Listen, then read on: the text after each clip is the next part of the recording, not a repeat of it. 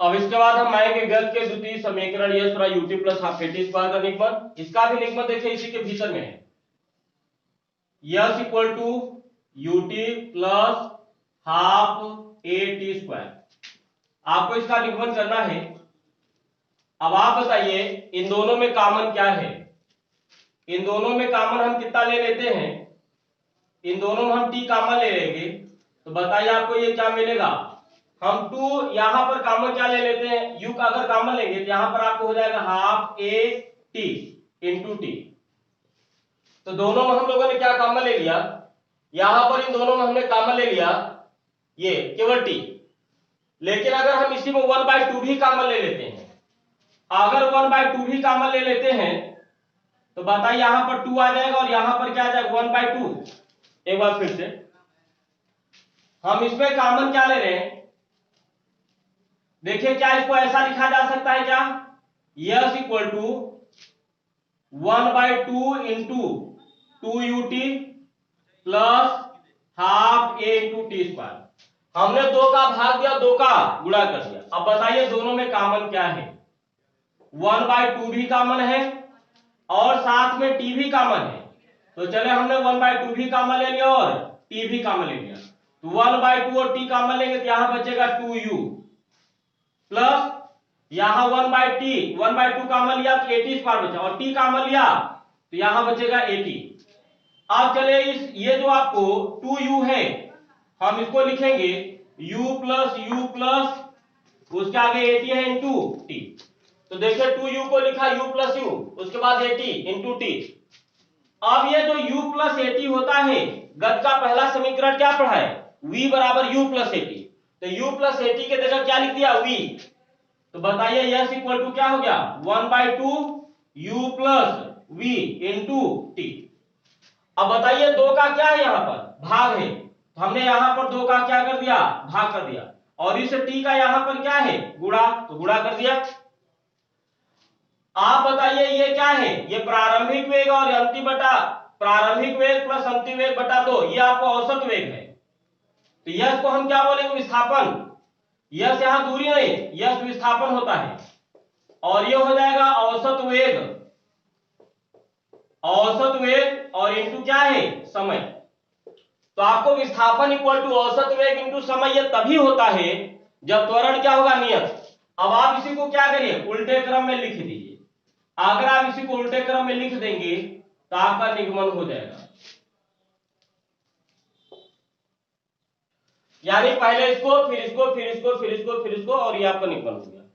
भाषा आप ऐसा भी लिख सकते हैं कि माना कोई वस्तु नियत त्वरण ए से गतिमान है जिसका प्रारंभिक वेग u है तथा t समय पश्चात वेग v हो जाता है, जिसका t समय पश्चात वेग v तथा विस्थापन यस हो जाता है। आप भाषा ऐसा भी लिख सकते हैं।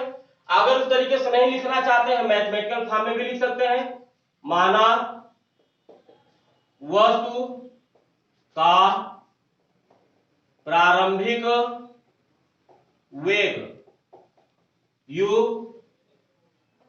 नियत त्वरण a t समय पश्चात वेग v तथा t समय पश्चात विस्थापन यस है। आप इस तरीके से भी आप भाषा लिख सकते हैं। अब इसके बाद उल्टे क्रम में लिखिए, पहले आप ये वाला स्टेप लिखिए। तो अतः विस्थापन इक्वल टू क्या हो जाएगा औसत वेग गुणित समय। अब बताइए अब इसके बाद ये वाला स्टेप लिखिए उल्टे क्रम में। तो विस्थापन की जगह यस लिखा, औसत वेग u प्लस v बाई 2 और समय इंटू क्या हो गया t। अब उसके बाद ये वाला स्टेप हो गया, ये वाला हो गया। अब इसके बाद ये वाला, यहां पर 1/2 और t को हमने क्या कर दिया अलग कर दिया। तो आप इसको अलग करिए, 1/2 को आपने अलग कर दिया और इस t को भी अलग कर दिया। यहां पर u है और गत के पहले समीकरण से v बराबर क्या होगा u प्लस 80। यहां बगल में दिखा दिया v बराबर u प्लस 80। ये बटा 2 है तो 1/2 कर दिया, टी आपने बगल में, u पहले से है और v के जगह पर लिख दिया u प्लस एटी, ये गत के पहले समीकरण से। अब इसके बाद हम लोग आते हैं, अब इसके बाद आपको ये वाला हो गया, अगला स्टेप ये। अब बताइए u प्लस यू क्या हो जाएगा, 2u। तो अगला स्टेप ये लिखते हैं, यस इक्वल टू क्या हो जाएगा, 1/2 2u प्लस 80 इंटू टी। अब इसके बाद अगला वाला ये स्टेप, यानी इन दोनों का क्या करेंगे, इन दोनों में मल्टीप्लाई करेंगे, इसका इसमें मल्टीप्लाई करेंगे 1/2 हो जाएगा इंटू 2u, और t का मल्टीप्लाई कर दिया, इसका इसमें मल्टीप्लाई करें 1/2, उसके बाद 80 है और t का मल्टीप्लाई करें, t इंटू टी क्या हो जाएगा, टी स्क्वायर। तो अगला आपको ये हो जाएगा yes equal to 1/2 into 2u, और t का भी मल्टीप्लाई कर दिया, t प्लस 1/2 80 इंटू टी। अब आप बताइए यहां से, इसके बाद 2 से 2 क्या हो गया, कैंसिल, ut, और ये t का t में मल्टीप्लाई करेंगे क्या हो जाएगा, हाफ ए टी स्क्वायर, और यही क्या हो गया, गति का दूसरा समीकरण, और ये निगमन आपको हो गया। सर जी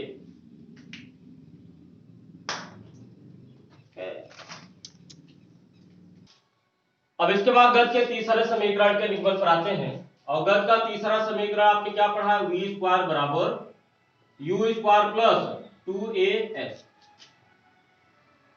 अब इसके बाद हम करेंगे क्या, यस का मान रख देते हैं, v square equal to u square plus 2a, s का मान क्या है, ut plus half a t square.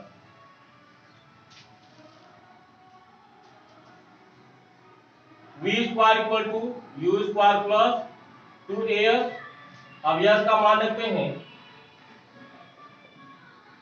Yes बराबर ut plus half a t square. अब 2a का मल्टीप्लाई करते हैं, तो 2a का मल्टीप्लाई करेंगे तो क्या हो जाएगा, 2a into U T plus 2a into half a t square. अब इसके बाद जो साल हो साल कर लेते हैं, u स्क्वायर प्लस, अब यहां पर इसको लिख दिया 2a इंटू यू टी, और यहां पर अब इसको अगर हम सॉल्व कर लें, या इसको ऐसे लिख सकते हैं, थोड़ा सा चेंज कर लेते हैं, 2u इंटू ए टी, और आपको ये 2 से 2 कैंसिल हो गया, एक आई में मल्टीप्लाई करेंगे ए स्क्वायर और ये टी स्क्वायर। अब ये देखिए ये ए धन बी के होल स्क्वायर जैसा है, आप इसको ऐसा लिख सकते हैं u प्लस ए टी का होल स्क्वायर। देखिए कैसे, ए स्क्वायर यानी यू स्क्वायर प्लस 2a, देखिए आपको ये ए स्क्वायर टी स्क्वायर, इसको आपने बी स्क्वायर मान लिया, इसको ए स्क्वायर, आपको ये बताइए क्या हो जाएगा, 2a इंटू बी।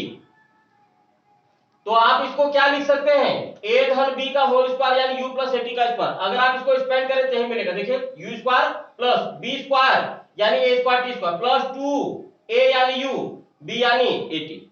अब दोनों तरफ स्क्वायरिंग स्क्वायरिंग समाप्त कर दीजिए, तो बताइए v बराबर क्या हो जाएगा, u प्लस ए टी। और ये क्या है, गति का पहला समीकरण है। तो बताइए तीसरे समीकरण को हम कैसे निगमन कर सकते हैं। अब इसी को नीचे से ऊपर की तरफ लिख दीजिए, पहले ये फिर ये फिर ये फिर ये, इसी तरीके से यहां पहुंच जाएंगे। तो पहले गत का पहला समीकरण लिखेंगे, फिर दोनों पक्षों कवर करेंगे, फिर इसी तरीके से क्या करेंगे, इसको सिंप्लीफाई करेंगे। भाषा उसी तरीके से लिख सकते हैं, हिंदी में भी लिख सकते हैं आप इस तरीके से कि माना कोई वस्तु नियत त्वरण से गतिमान है, जिसका प्रारंभिक वेग u तथा t समय, जिसका प्रारंभिक वेग u है, जिसका t समय पश्चात वेग v तथा विस्थापन s हो जाता। आप ऐसे भी लिख सकते हैं, या मैथमेटिकल फॉर्म में आप जैसे पीछे लिखे थे एकदम उस तरीके से भी लिख सकते हैं। माना वस्तु का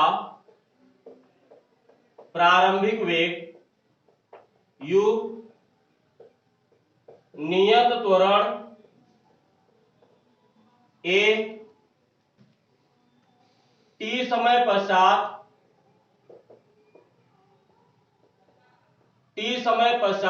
वेग v तथा t समय पश्चात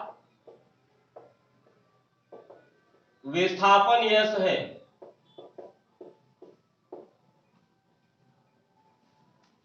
अब आपको यहीं से आएंगे गति के प्रथम समीकरण।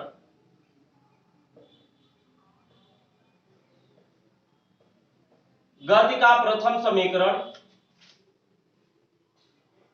क्या लिखेंगे? v बराबर u प्लस एटी से।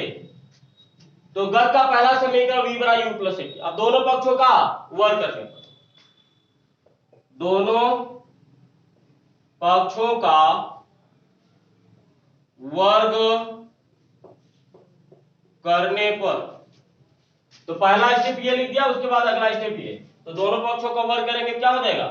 v square equal to u plus a t का होल स्क्वायर। अब आप इसको सॉल्व करें, उसके बाद तीसरा स्टेप ये वाला लिखेंगे।